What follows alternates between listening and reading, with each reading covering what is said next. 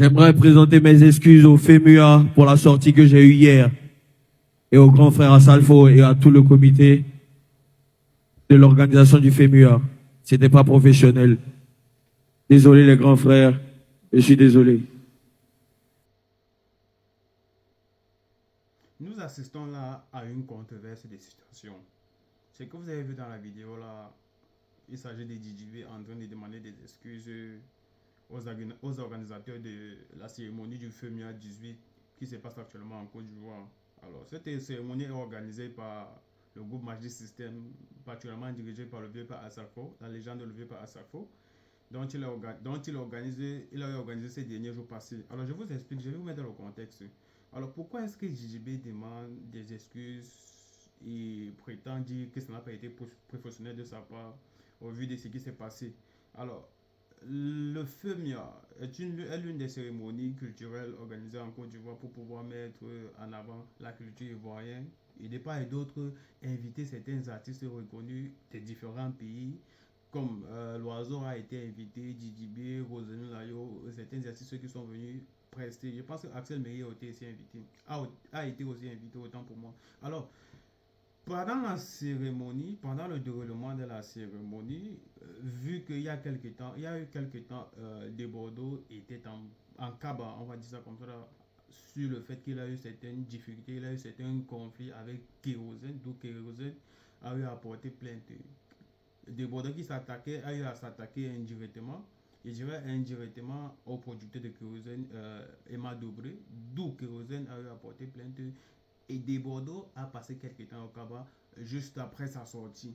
Alors, après sa sortie, je ne sais pas ce qui s'est passé. Parce que par la suite, ce qu'on a eu à constater, c'est que De Bordeaux a eu par la suite, de par son comportement, de par sa sortie, de par ce soi-disant clash dont il a eu à faire, il a eu à poster son clip disponible, David Fofana, disponible actuellement sur YouTube pour pouvoir le regarder. Mais ce que je n'ai pas compris, c'est que pourquoi fallait-il qu'il entre, il entame, il crée ce soi-disant clash buzz entre Imbra, DJB et lui. Alors, dans cette soi-disant sortie dont il a eu à faire, protestant, adjugeant, avertissant Imra et DJB de ne plus jamais prononcer son nom, que ce soit dans l'un de leurs clips, que ce soit dans un concert. Si je me souviens bien, Emma a dit que dans son clip FDI 7, que énormément d'artistes a eu à blaguer.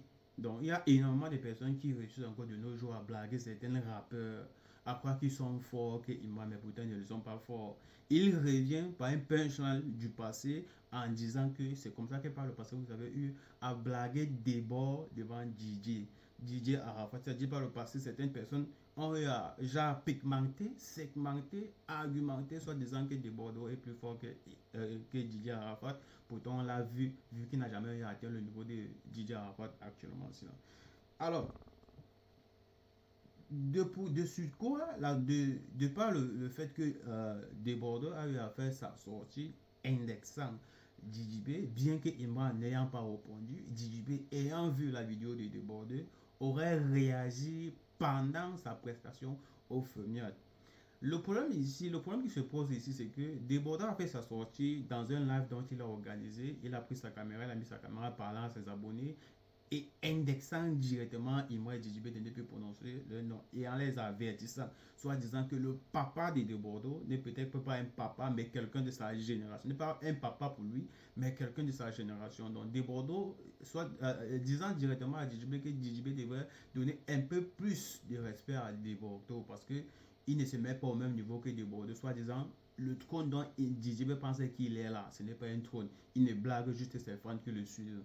Alors, DJB, au dépend de sa prestation pendant le FEMIA, vu qu'il était sur scène, avec énormément de monde, normalement, il devait d'abord, ce qu'il devait faire, il devrait d'abord respecter le public et c'est pourquoi il est venu à l'organisation, à la cérémonie du FEMIA, pour pouvoir prester quelque chose qu'on a eu à respecter l'artiste. Mais, de par la suite, il a répondu directement, il a envoyé un message direct à Des Bordeaux, en insultant Des Bordeaux, que si ici, là, c'est TRT, ce n'est plus le genre Colo Colo où on doit envoyer la convocation à quelqu'un pour qu'il parte comme ça. Si actuellement tu insultes soit ma mère comme je t'ai dit aussi ton pas bien devant tout un public qui était venu pour assister à la cérémonie du FEMIA. Alors, ce qui est sur de par les coulisses, bien évidemment, soit son équipe, soit le vieux Passapo a eu à causer indirectement avec JJB pour qu'il puisse prendre raison et revenir le lendemain demander des excuses. Et c'est ce qu'il leur a eu à faire.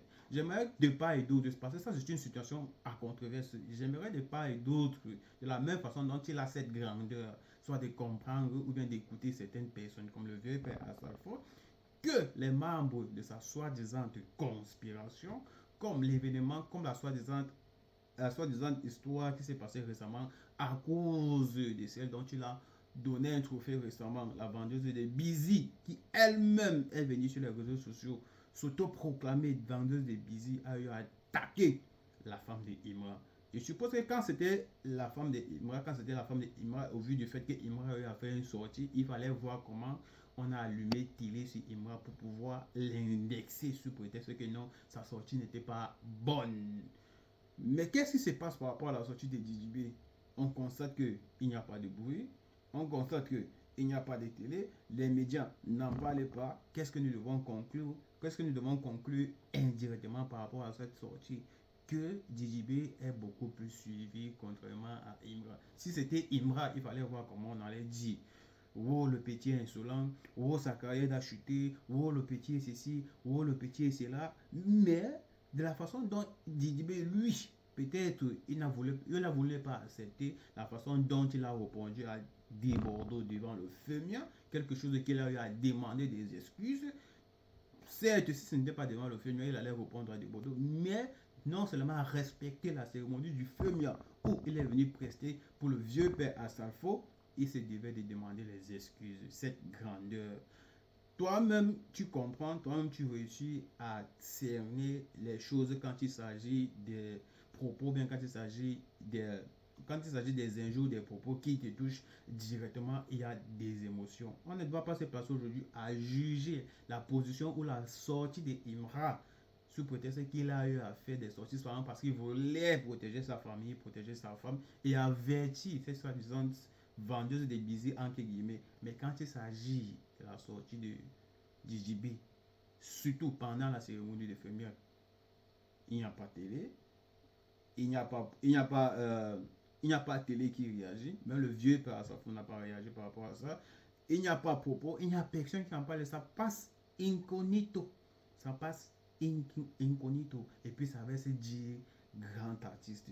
Mais apparemment, vous aimez bien blaguer et prendre position quand il s'agit de certaines personnes et quand ça vous arrange a priori. J'espère tout simplement de la même façon dont il a accepté, entre parenthèses, de demander des excuses ou bien de se placer au grand public et par rapport aux organisateurs du FEMIA et demander des excuses ainsi. Bien que de par le passé, Imra n'aurait rien demandé à personne, soit Imra, soit la femme de Imra, et que cette vendeuse de Busy s'est levée, attaquer la femme de Imra, qu'elle prenne les sons, ou bien toi, JJB, de ta personnalité, tu puisses conseiller tes soi-disant conspirateurs, tes soi-disant membres de la conspiration, de se lever de par l'accident dont elle a commis récemment, autant pour moi, de demander des excuses. C'est la meilleure des choses à faire. Sinon, ce dont elle est venue dire sur les réseaux sociaux, on comprendra que tu allies ta personnalité à des vendeuses de busy. Qu'est-ce qui nous fait croire qu'elle ne vend pas du busy dans cette